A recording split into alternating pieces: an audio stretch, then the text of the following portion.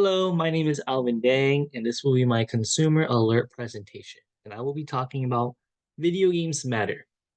This is going to be for my class, CAFF 321. So to start off, I just want to talk about video game pricing.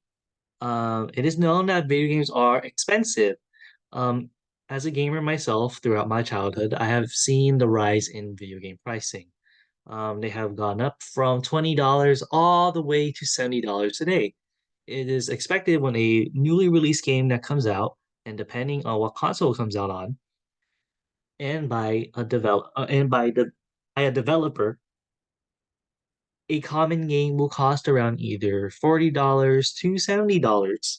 But nowadays, on average, video games cost around like $60 to $70. Video games do cost a lot of money because of the necessity to buy a console with it. You can't just buy a video game without owning a console. So with the bundle of a console and a video game, it costs around maybe over 100 to play your video games. So with that already being said, as a consumers, it is expected to know that when buying a video game and a console, it tends to be pretty pricey.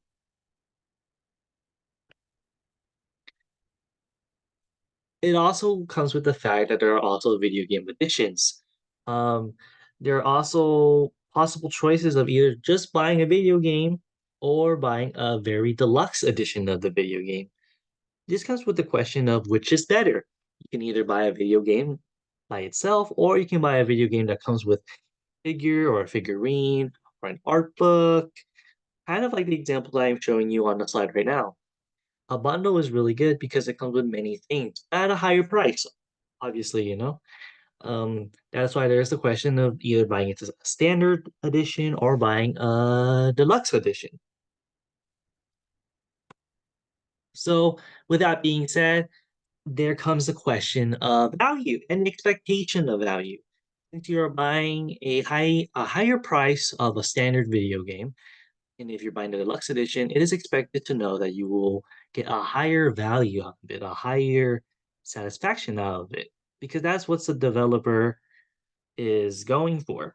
As you can see in the image, for example, if you buy a PlayStation 5 console and it comes with a video game, you're expected to get the video game with it as well, a product that you can enjoy with the console. So the consumer already expects a better product or more of a product if it comes with a higher pricing, especially if it advertises a bundle or a deluxe edition. That is why the main key factors are expectation and knowing what you want as a consumer. So, what this presentation is about it's about a specific video game. However, as my presentation goes on, I will explain to you why this specific video game I'm talking about is very relevant or very important. So to start off, the video game I am talking about is it's called Cyberpunk 2077. This is a well-known video game because it is a video game that has been in the making for several years now and is made by a well-known developer or company called CD Project Red. They have made great games in the past, and this game is to be promised full of great fun and expectation of fun. So already this is a big game that's coming out with a good company behind it. So, with that being said, there is a lot of anticipation, and this is kind of where the problem kind of starts. As a community of gamers, we are very excited about this game. So, the relationship between the community of gamers or consumers and developers with this particular video game is that us as consumers have really pushed the developers or the company to make this game faster because they have promised this game several years ago and they have been releasing recent updates about it at the time. And since they've been rushing the developers or the company, the pressure was rising and developers was making very fast changes or they were making the game too fast as as to say, um, which really made the video game not turn out really well. And this was shown at the release of the video game.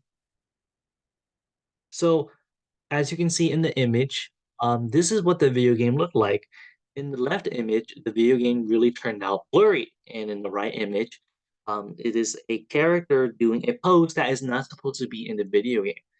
These are just some of the problems that the video game was presented, and this happened because the developers, CD Projekt Red, they were rushed. They were really rushed by the community, by the consumers, that the game really turned out bad. It was a disaster for this company. The video game was a disaster, and it turned out to be a really weak product. Now, because of this, the reception was really bad. People were review bombing it everywhere online. There were many videos that were being made about it.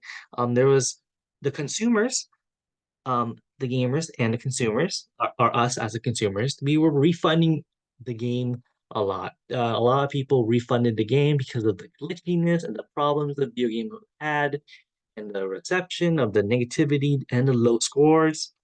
All this really made the video game go down. And it was not good for the company, and it was not good for us consumers, us gamers. So because of this, the developers, CD Projekt Red, they made a, I would say, an unacceptable solution.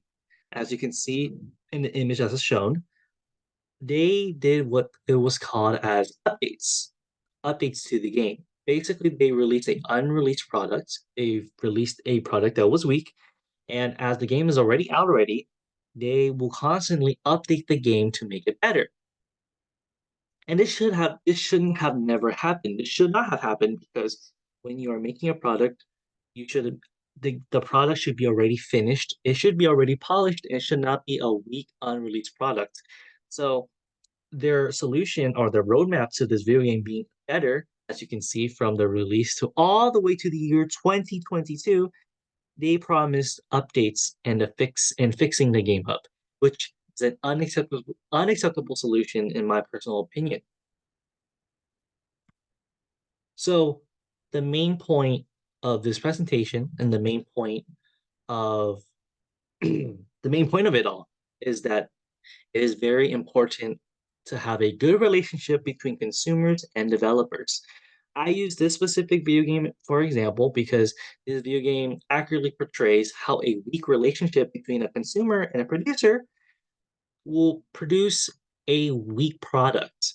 And like with any product at all, you would want to buy something that is finished, something that is complete. You wouldn't want to buy a product that will be fixed along the way. And I think this applies to everything. I will give you an example. Let's just say if you're buying a Tesla, right? A Tesla should be finished. It should be working. Cars is supposed to function. The reason I'm using the word, the reason I'm using the product Tesla or using the car Tesla, it's because it is known that Tesla has updates. And you wouldn't want to buy a car that is constantly being updated as you buy it. When you bought it, a car should function normally, and when you drive it, it should work.